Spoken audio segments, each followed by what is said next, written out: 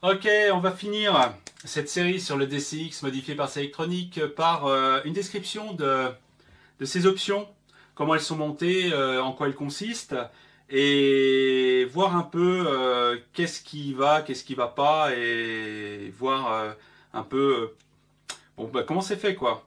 Hein. Alors, ce qu'on peut voir ici, c'est que c'est un système modulaire qui remplace complètement les parties qui existaient avant.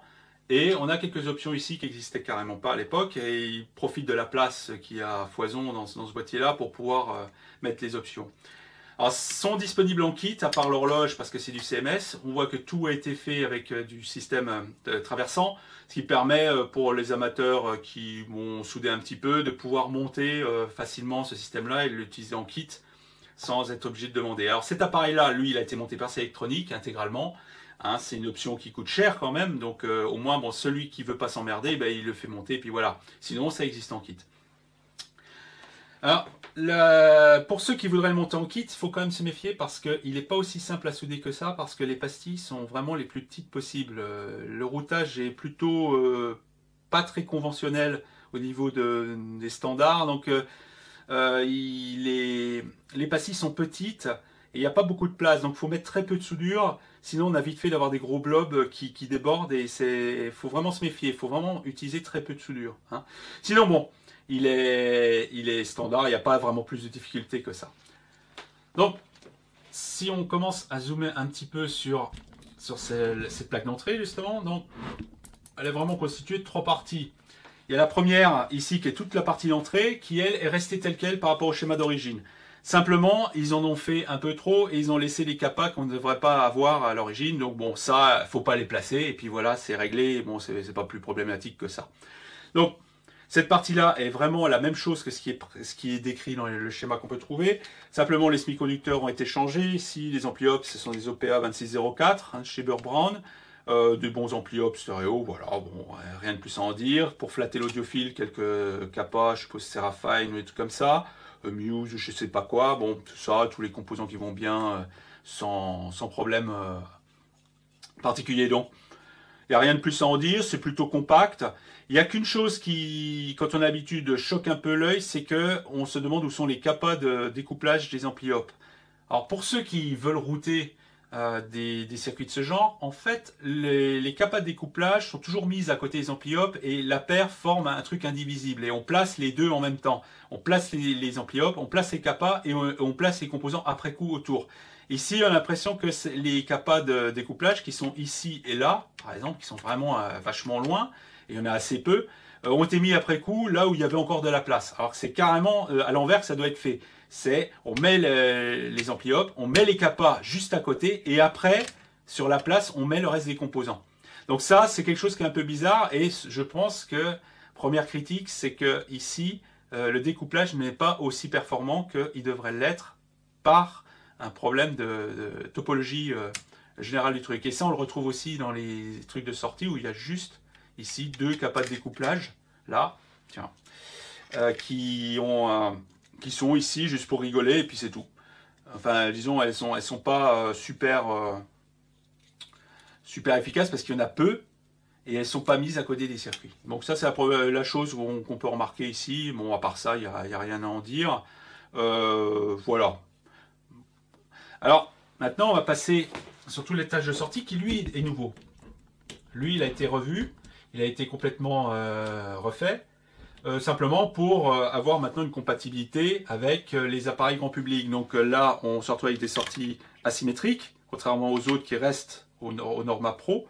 Donc ici, cinch en sortie, et un circuit par canal qui n'est qu'un amplificateur d'instrumentation qui sert à désymétriser les sorties symétriques qui sont issues des DAC.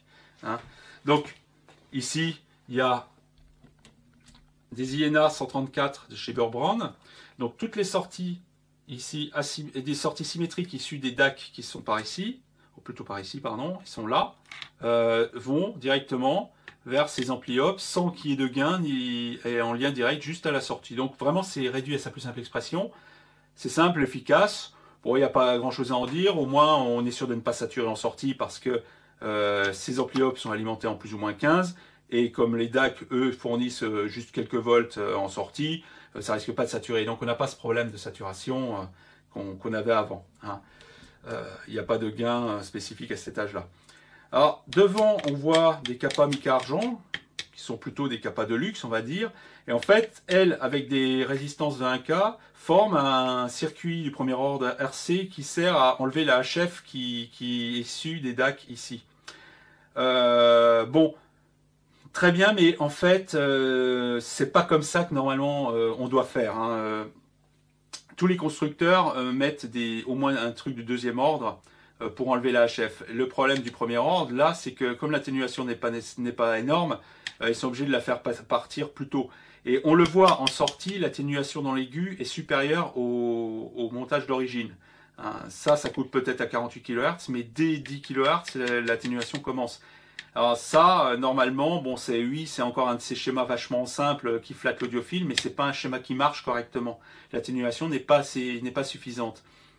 Donc, ça, c'est un problème. Le deuxième problème ici, c'est que comme ils utilisent des amplificateurs d'instrumentation qui ont comme contrainte d'avoir des entrées qui doivent être parfaitement équilibrées pour avoir un taux de réjection mode commun élevé, le fait de mettre deux filtres RC sur chacune des deux branches avec une tolérance qui est plutôt, on ne sait pas trop, 1% pour les résistances, pour les capas, le tout peut dégrader fortement le taux de réjection mode commun parce que les deux branches, inverseuses et non inverseuses, peuvent devenir déséquilibrées.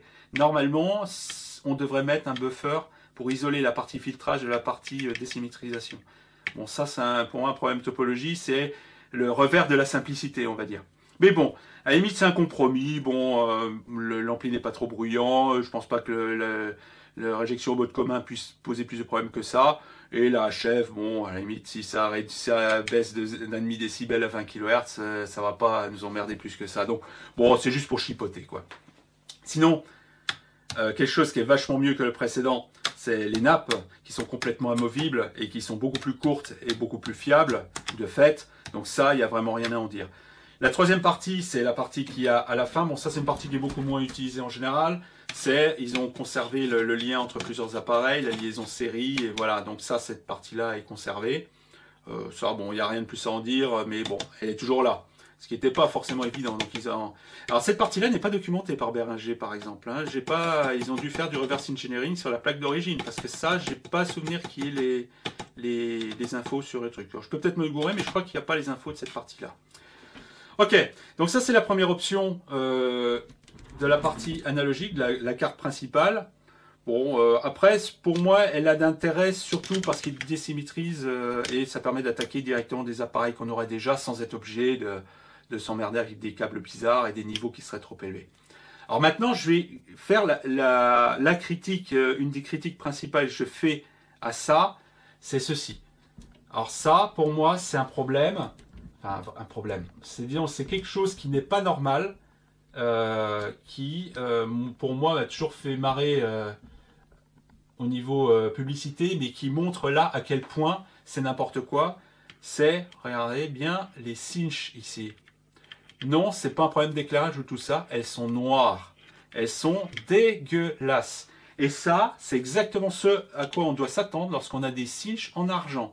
Ici, elles sont complètement recouvertes de sulfure d'argent, qui, a beau être conducteur, ça reste quand même à des ordres de magnitude moins conducteur que le métal natif. Et ça vaut pas une simple cinch à 2 balles qui est nickelée, qui elle va jamais s'oxyder. Donc ça, c'est à proscrire. La connectique en argent est à proscrire. Il n'y a que quelques cas bien particuliers où elle est justifiée, mais en plus, c'est vraiment dans des cas spécifiques, dans des conditions spécifiques. Mais en audio, ça, c'est à oublier et à jeter. Le problème, c'est qu'ici, ce sont des cinches spéciales avec un facteur de forme particulier, et pour les changer en autre chose, c'est pas vraiment évident. Il faut aller trouver des trucs qui sont aussi longs et qui pourraient être substitués. Mais ça c'est vraiment de la merde. Il faut vraiment rejeter absolument toute la connectique en argent à la con. Ça, c'est vraiment, ça sert à rien. Hein. Et vraiment, l'argument de la résistivité plus faible que tous les autres, alors ça, hein, faut pas avoir un demi-cerveau pour se rendre compte que c'est complètement absurde. Bon, quoi qu'il en soit, cette partie-là, s'il y avait une chose à changer, ce serait vraiment ça. Hein, de mettre des cinches qui ne s'oxydent pas, voilà. Enfin, bon, là, c'est pas un oxyde, c'est un sulfure, mais bon, le problème est le même. Ok, bon. Ceci étant dit, on va regarder un peu une autre option ici, qui est une alimentation qui a été rajoutée et qui alimente principalement la carte d'en dessous, qui est la carte d'entrée numérique, et avec optionnellement l'horloge supplémentaire pour en tant que horloge principale de la carte des DAC, etc. Donc ça, c'est juste une alim standard avec des LM317 qui donne quelques valeurs. C'est des alimes de 5 volts ici. Alors ici, une autre alim, je ne sais pas exactement à quoi elle sert. Bon, il faudra regarder, mais bon, c'est censé se substituer à quelques alimentations qui traînent ici ou là. Malheureusement, ils n'ont pas substitué complètement l'alimentation d'origine. Et on verra tout à l'heure que l'alimentation d'origine a un problème de bruit. Hein, et le problème, c'est qu'on ne peut pas remplacer tout ce qui est 5 volts digital de l'alimentation d'origine, sinon l'alimentation d'origine ne démarre pas. Et donc, comme là, ils n'ont juste que l'alimentation d'une partie de leur carte, ils n'ont pas pu enlever l'alimentation et se substituer à d'autres tensions qui seraient nécessaires de substituer parce qu'elles sont bruyantes. Donc ça ne fait que alimenter la carte d'en dessous, hein, qu'on peut voir là. C'est voilà la carte d'en dessous qui est ici. Donc on peut voir en dessous là, c'est le Cirrus Logic, c'est le récepteur AES-EBU SPDIF qui remplace le précédent qui avait le bug horripilant et qui est censé être meilleur. Et celui-là a aussi l'horloge supplémentaire principale pour toute la logique qu'il y a ici. Hein. Alors, contrairement à ce que j'ai pu lire, sur cet appareil, il y a une master clock qui n'est pas issue du SPDIF ou de la SEBU. En fait, personne n'utilise la SEBU ou le SPDIF comme horloge. Personne. Ce serait une erreur de design et de construction qui serait une erreur de débutant. Personne ne fait ça parce que c'est pas fiable et c'est pas stable.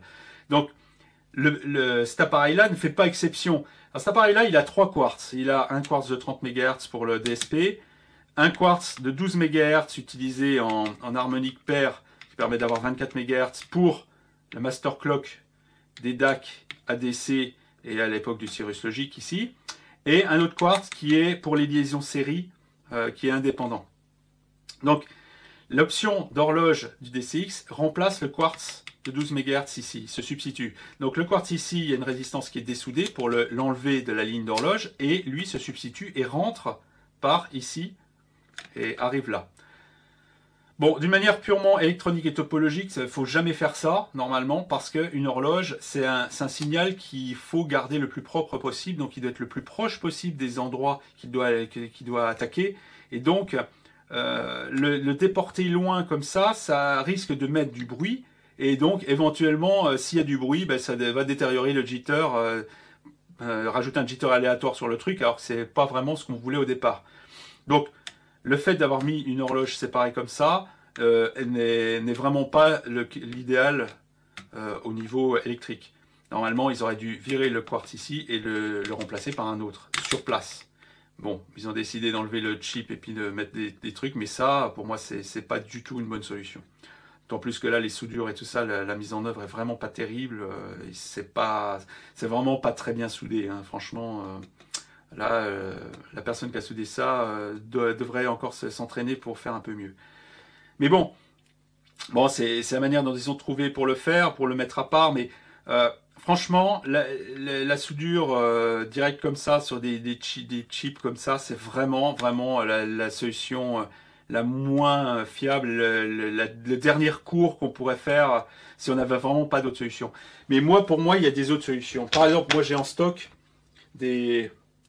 Alors c'est un exemple de petit connecteur. Alors je le pose à côté, c'est des petits connecteurs. Je vais zoomer dessus. C'est un petit connecteur au pas de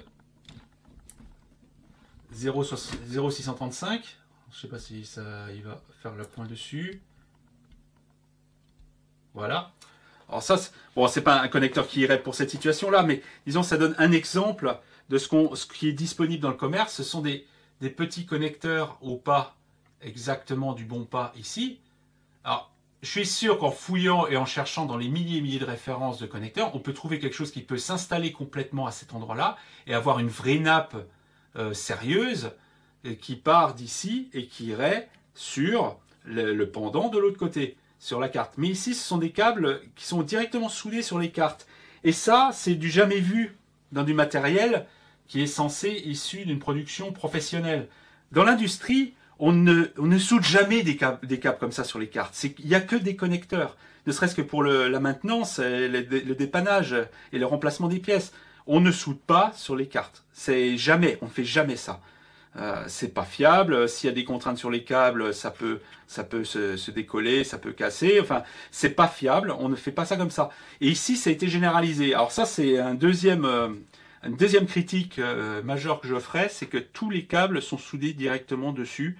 Les régulateurs, là, qui sont issus de l'ancien emplacement des régulateurs, ce sont des câbles soudés sur les circuits. Même leur propre circuit ici, c'est soudé dessus avec des câbles. C'est-à-dire ça, ok, pour un amateur, ce serait, ouais, bon, ok, ça peut encore se concevoir, mais pour un professionnel qui fait un service d'électronique et de montage, il ne doit pas y avoir ça. Ça doit être des connecteurs partout. Il y a aussi ici un truc à 3 fils, là. C'est pareil. Le pire, c'est que là, il y a vraiment un connecteur, mais en plus, c'est soudé dessus. Ce qui est encore pire. Enfin, et la soudure est vraiment, pareil, pas terrible. Ça, c'est pour moi une critique que je ferais, c'est que il ne devrait pas y avoir de fils soudés sur les circuits. Ça devrait être que des connecteurs. Et franchement, vu le nombre de références qu'il y a de connecteurs de toutes sortes, il faudrait vraiment faire de la mauvaise volonté pour pas trouver quelque chose qui conviendrait. Quand on conçoit un appareil globalement, ok, les composants, les trucs comme ça, ouais, bon, on aime bien router, on regarde le schéma, etc. Mais toute la partie sélection de toute la mécanique, la quincaillerie, le facteur de forme, la manière dont ça va être fait, la manière dont ça va être relié, tout ça fait partie de beaucoup de temps à passer pour pouvoir avoir un système cohérent à la fin. Ça fait partie du travail. Alors là, à première vue, ça n'a pas du tout été étudié, c'est juste on soude et puis c'est bon. Mais ça, normalement, quand on fait un design professionnel, ça fait partie du lot de travail qu'on doit se coltiner. Tout ce qui est connectivité, mise en place, quincaillerie, placement, etc. Tout ça, ça fait partie des choses à faire. Et ça prend énormément de temps de fouiller dans les catalogues pour trouver les références des connecteurs, ne serait-ce que, je sais pas, des relais, des prises, toutes ces choses-là. Ça prend beaucoup de temps de trouver ces appareils-là. Mais là, bon, trouver des connecteurs qui rentreraient là, trouver des connecteurs ici, bon, bah là, bon, allez, on va souder, et puis c'est bon, quoi. Et ça, pour moi, c'est pas bon. Voilà, donc, bon, c'est des options, elles valent ce qu'elles valent. Bon, pour moi, l'horloge, ils auraient dû, avant tout, remplacer le quartz sur place et non pas le déporter là-bas. Pour moi, ça pose un problème d'intégrité de signal potentiel. Et de toute façon, franchement, cet appareil-là, je n'ai pas vu de signe de problème de jitter et à mon avis, l'horloge, ça sert absolument à rien. Hein. Et de toute façon, à l'origine, il n'y avait pas de problème. Donc, rajouter quelque chose qui n'a pas de jitter à quelque chose qui n'en avait pas avant, ben, ça ne change rien et il n'y a rien eu de décelable à ce niveau-là. Donc les problèmes sont plutôt des problèmes dus au bruit des alimentations plus que des jitters ou ces fantasmes audiophiles auxquels je ne crois pas un instant. Donc ça, bon voilà, c'est cette partie-là. Alors une dernière chose qui pour moi est un gros problème, et si j'avais moi fait modifier cet appareil, ça aurait pu potentiellement être un problème sérieux, c'est cette chose-là, ici. On va zoomer dessus. Alors ça, ben, c'est simplement un transformateur qui a été rajouté pour alimenter l'option, l'alimentation là-bas. Elle est pas issue de l'alimentation, elle. Ça, c'est pas modifiable. On peut pas en tirer des tensions utilisables pour être régulé après coup. Donc, il y a juste un transfo qui a été rajouté pour l'alimentation là-bas. Sauf que, non seulement ce transfo est câblé en l'air comme ça, avec le 220 volts, sans aucune isolation, sans gain, sans rien du tout. Mais en plus, il est tenu au fond par du double face. Or, par exemple, moi, mon appareil, je l'ai fixé en dessous d'une étagère et il est la tête en bas. Et qui me dit que dans le temps, ça va pas se décoller au fur et à mesure et puis pouf, tomber au fond du panier. Donc là, on va se retrouver avec les pattes ici, qui se retrouvent au fond du boîtier. Bon.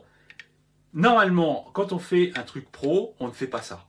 On fixe correctement, ou alors on fait un circuit imprimé, et on le fixe, et on fait quelque chose qui ne bouge pas, surtout quand on a des tensions secteur, quoi. Donc ça, c'est, je suis pas d'accord avec ce montage-là. Ça, c'est quelque chose qu'il faut changer pour des questions de sécurité. Le double face, ça a l'air d'être quelque chose qui est assez apprécié parce que c'est comme ça qu'est tenue la carte qui est en dessous, la carte d'horloge et de réception numérique. La bande jaune, là, c'est du double face. Alors ça, franchement, c'est... Hein, pour le prix où ça coûte, ça aurait pu avoir quand même un système de montage un petit peu plus évolué que ça. Hein. Pareil, autre détail, franchement, bon, un peu critiquable.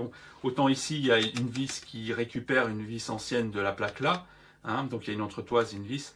Autant là, ici, ouais, il y a une vis et en dessous une entretoise, mais l'entretoise elle est collée au pistolet à colle en dessous. Alors ça fait vraiment pas sérieux, quoi. Ici, il y a un trou, mais là, ici, il y a un gros bloc de colle et c'est collé sur le connecteur qui est en dessous. Alors là, franchement, enfin, là, j'avoue, je veux pas être grossier, mais là, franchement, ça fait pas sérieux, quoi. Franchement, ça fait pas sérieux. Ça, c'est pas un travail de pro. Excusez-moi, c'est pas un travail de pro. Il y a vraiment que chez des audiophiles pas doués que je vois des trucs comme ça, quoi. Et je peux vous dire qu'il y en a un paquet. Mais bon, voilà. Bon, c'est des détails comme ça qui m'horripilent un peu vu le prix que ça coûte. Alors, bon, ça c'est la description sommaire de l'appareil. Hein, voilà globalement le truc. Hein, moi, si je veux conclure là-dessus comme ça, c'est les avantages de ça, c'est les sorties asymétriques qui permettent d'attaquer directement les appareils sans trop se poser de questions et avoir des niveaux compatibles avec tout ce qui est grand public. Ça, c'est un avantage. Il n'y a pas la saturation lorsqu'on est à fond et c'est quelque chose, c'est une avancée. Ça, c'est plus fiable, c'est mieux. Bon, faut enlever la capa ici, d'accord. Bon, ça sert pas à grand chose pour moi. C'est vraiment bon. Ça sert pas à grand chose. Mais si, il y a quand même quelque chose qui ça apporte, c'est que le récepteur numérique ici corrige le bug du 8420 qu'il y avait avant, qui était vraiment horripilant. Bon, ça, c'est une avancée. L'horloge et tout ça, j'y crois pas vraiment. Franchement, j'ai rien pu trouver à ce niveau-là. La lime ici, pour moi, ne sert pas à grand-chose. Bon. Si on voulait vraiment améliorer l'appareil, je pense qu'il faut changer ça et refaire complètement de zéro une distribution de toutes les tensions d'alimentation avec des alimentations linéaires et propres. Avec quelque chose qui prendrait tout le fond de panier ici, avec un transfo qui fait bien le truc, bien isolé, etc. Quelque chose qui remplace le tout et pas des bricolages supplémentaires qui viennent se greffer à ça. On va, justement à propos d'alimentation, on va regarder un peu plus près qu'est-ce qui pourrait être faisable pour améliorer le problème du bruit d'alimentation. Donc comme j'avais montré sur le supplément de l'épisode précédent, l'alimentation 5 volts digitale pour tout ce qui est porte logique, DSP, etc. Contient beaucoup de bruit qu'on retrouve en sortie par je ne sais quel phénomène de passage du monde analogique numérique. Et donc il y a vraiment en sortie quelque chose de DSLAP qui est issu de l'alimentation 5 volts numérique. Alors, on va faire quelques expériences très très simples, simplement en rajoutant des capas sur cette ligne-là pour voir si ça change quelque chose. Alors ici, j'ai quelques capas d'exemple. On va déjà voir 100. On va ajouter une capa standard snap-in là de 4700 micros. On va voir ce que ça donne. Et on va voir en mettant carrément un gros truc, là 68 000 micros, on va voir si ça joue encore. Bon, c'est peut-être un peu too much, de toute façon ça rentrerait même pas dans la boîte, mais bon, c'est juste pour voir si des valeurs raisonnables peuvent être utilisées ou si c'est pas suffisant, ou bon, on va déjà voir ce qu'on peut faire avec ça. Donc c'est parti, j'ai installé 4700 micros, on va voir ce qui va se passer. Alors je rappelle l'ancienne courbe. Voilà, donc tout de suite on voit quand même il y a un effet, c'est certain. Il y a une forte atténuation du bruit à partir, on va dire, de quelques centaines d'hertz. C'est visible après 200 hertz. Et on a quand même une différence qui peut être de l'ordre, on passe de 100 à moins 120, on a à peu près une vingtaine de décibels de réduction du bruit.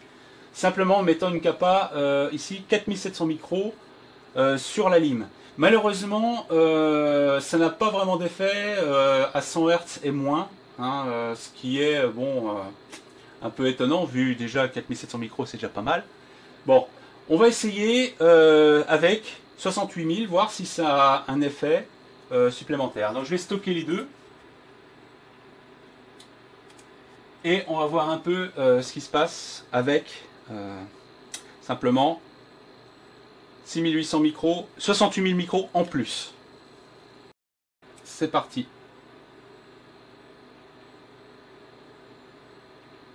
Alors là, 68 000 micros, on voit tout de suite, il y a une nette amélioration. On a carrément les courbes qui descendent d'un cran. On a à peu près 10 à 15 décibels en moins sur toute la plage. Par contre, dans les aigus, dans les hautes fréquences, ça ne change pas grand-chose. Donc effectivement, là, mettre une très grosse capa améliore sensiblement les caractéristiques de l'alimentation.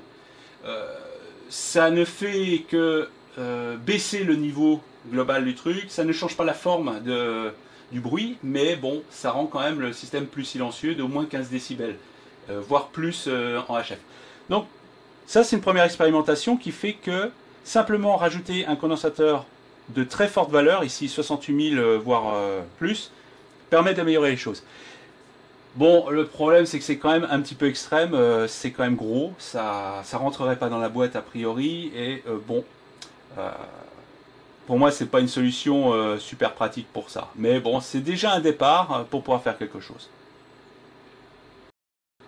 Bon, j'ai voulu essayer simplement substituer la partie 5 volts avec une alimentation extérieure, une alim de labo que j'ai, une alim chinoise standard. Alors ici on peut voir le niveau de bruit de cette alim là en bleu par rapport au reste, donc le niveau de bruit est nettement plus bas. Hein, c'est vraiment une alim standard linéaire stabilisée, donc on s'attend plus à des bruits de ce genre. Hein, on va voir si je peux faire avec trace, voilà. Bon, ça c'est la lime de labo telle qu'elle est fournie en sortie. Donc il y a une ronflette. Bon, la ronflette après il y a les entrées en l'air et tout ça. Donc ça c'est des ronflettes, on ne sait pas trop d'où elles viennent. Hein, mais disons qu'on a un niveau de bruit nettement plus bas que la lime à découpage qui est dans le DCX.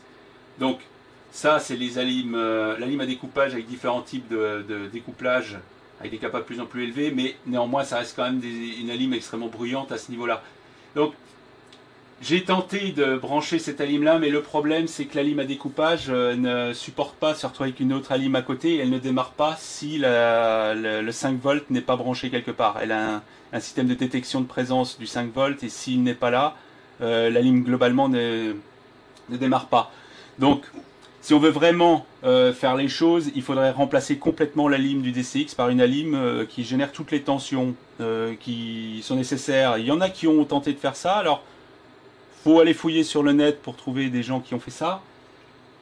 Je pense que si on veut vraiment améliorer les choses, c'est peut-être la chose qu'il faudrait faire au départ, c'est de virer la lime et de faire une alim multi-tension linéaire, bien filtrée, silencieuse et bien blindée, qui va alimenter toutes les parties de l'appareil. Bon, il y a un certain nombre de tensions, il y a du 5 volts ici ou là, du 3,3 volts probablement, plus ou moins 15. Il y a un 9 volts qui est probablement utilisé par la liaison série elle-même. Je vois ça, il y a une ligne 9 volts qui traîne. Donc bon, il y a un certain nombre de tensions qu'il faut faire. C'est pas bien compliqué, avec des régulateurs standards, on peut faire quelque chose de correct avec un découplage suffisant. Je pense que là, c'est la chose qui pourrait éventuellement à la fin fournir un vrai résultat au niveau des performances, de bruit, de choses comme ça.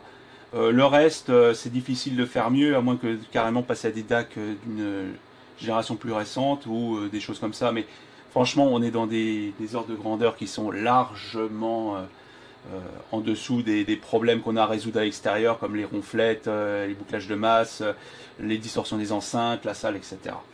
Donc, franchement, s'il y avait une modif à faire sur le DCX, ce serait virer la lime et en remettre une complète, silencieuse, etc. Le reste, bon... c'est uniquement pour des aspects pratiques. La puce qui sert d'entrée pour le SPDIF, effectivement, la nouvelle puce, elle n'a pas le bug un peu horripilant de l'autre qui déboule quand on change la fréquence d'échantillonnage comme ça. La puce se met sur le dos et elle fait n'importe quoi. Mais à part ça, bon, le reste me paraît pas très justifié au niveau de l'impact mesurable des performances. Ok, donc là j'ai mis le circuit sous le microscope. Bon, c'est une binoculaire, alors c'est vraiment pas fait pour être vu avec une caméra devant. Hein. Là, j'avoue, c'est un bricolage, je suis pas équipé pour ça. Là, c'est un zoom sur la partie câblée du chip qui a été remplacé par le système d'horloge et de réception SPDIF. Alors là, on voit la qualité de réalisation de la soudure qui est quand même assez pas terrible, hein, si je puis dire. On voit pas là l'aspect 3D qui est bien visible à la binoculaire ici n'est pas trop visible, mais la première soudure ici, là, elle a un plot piquant, ce qui veut vraiment c'est typique de la soudure sale qui a été réajustée et puis qui voilà, ça a été mis, rajusté et puis bon. Pas nettoyé ni rien, il y a plein de flux et tout ça. Enfin, ça c'est vraiment pas terrible. Hein. Franchement, pour un travail d'un assembleur professionnel qui est censé faire quelque chose de solide et de pro, ça c'est pas terrible. Franchement, c'est pas terrible. Donc là, un petit aperçu du connecteur, enfin des trois fils qui sont soudés sur les picots là. Donc on voit bien comment c'est fait, comment c'est soudé, surtout le truc de droite. Ici, on voit le gros blob de soudure qui est mis. Franchement, c'est pas top, quoi. Bon, c'est difficile à filmer parce que c'est vertical, mais bon, on voit bien la manière dont c'est fait. On voit bien que un petit connecteur, ça aurait vraiment pas fait de mal à cet endroit-là. Surtout que là, a priori, c'est l'alimentation qui vient là. Alors, si jamais on se retrouve avec un court-circuit entre là et là, entre ces deux-là, ou entre ces deux-là, je suis pas convaincu que ça se passera bien.